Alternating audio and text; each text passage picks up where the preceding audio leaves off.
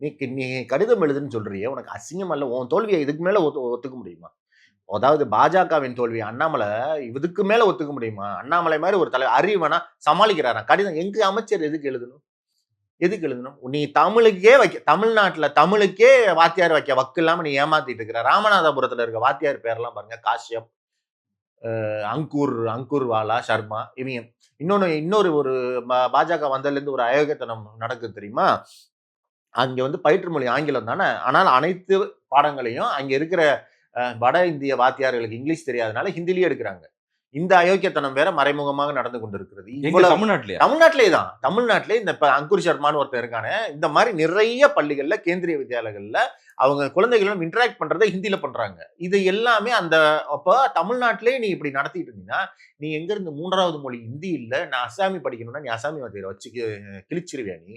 தமிழ்நாட்டுல தமிழ் வாத்தியார் வைக்கவே உனக்கு வக்கு இல்ல. 3வது மொழியிலேயே திராவிட மொழி குடும்பங்களை ஏதாவது ஒண்ணு சொல்லி கொடுங்களேன். மலையாளம் சொல்லி கொடுங்க, வச்சிருவியா? தெலுங்கு சொல்லி கொடுங்க, நீ வச்சிருவியா? மலையாளம் வாத்தியார் வச்சிருவியா? கன்னட வாத்தியார் வச்சிருவியா? நீ ஒரு அயோக்கிய. உங்களுடைய வாக்குறுதிகள் எதை வைத்து நம்பப்படும்? உங்களுடைய வரலாற்றை வைத்து நம்பப்படும். உன் வரலாறும் சரி, நிகழ்காலமும் சரி, இவ்வளவு கேவலமா இருக்கும்போது எதை நம்பி உன்னுடைய வாக்குறுதியை சொல்ற? அது மட்டும் இல்ல, இன்னொரு அயோக்கியத்தனமும் இருக்கு. இந்த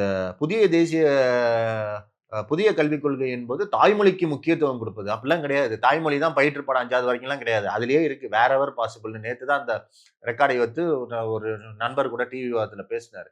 வேர் எவர் இந்த மாதிரி வார்த்தைகளால் விளையாண்டு முழுக்க முழுக்க இந்தியை திணிப்பதற்கான ஒரு இது. இந்தியின்னு டைரக்டா வந்தா இவங்க நம்மள மூஞ்சில தூக்கி விரட்டு வாங்கிட்டு மும்மொழி 3வது மொழி நான் எதை வேணா படிச்சு நீ என்ன சொல்றது? எதுக்கு கேட்பது ரொம்ப இப்ப நீங்க எதையாவது ஒண்ணு செய்யுங்க. காலைல எந்திரிச்சு 2 கிலோமீட்டர் ஓடுங்க. சும்மா சொல்றேன் பைத்தியம் மாதிரி உங்ககிட்ட வந்து. எதுக்குன்னு கேட்பீங்களா நீங்க? இல்ல நீங்க பாட்டுக்கு எந்திரிச்சு ஓட ஆரம்பிச்சிருவீங்களா? எனக்கு தேவைன்னா நான் ஓட போறேன். அதை விட்டுட்டு நீ எதுக்கு 3வது மொழி படிக்க? நீ என்ன சாதிச்சிட்ட? நான் கேட்கிறேன். உன் ஊர் எப்படி வச்சிருக்க?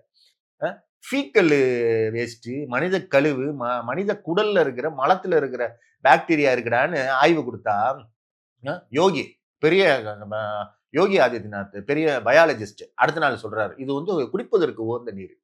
உங்க நிறுவனம் தான், மத்திய அரசு நிறுவனம் தான் சொல்லுது, ஒன்றிய அரசு நிறுவனம் தான் சொல்லுது அது வந்து குளிப்பதற்கு உகந்த நீர் அல்ல, அது நீரே இல்லை, அதுல எஷரிஷா கோழி இருக்கு, வயிற்றுல இருக்கிற இதுல பாக்டீரியா இருக்குன்னு.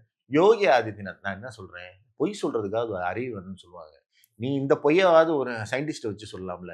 உடனே யோகி வந்து இல்லை அது புனிதமான நீர், குடிப்பதற்கு உகந்தமான நீர்னா என்ன? குடிச்சு காமி 2 டம்ளர்.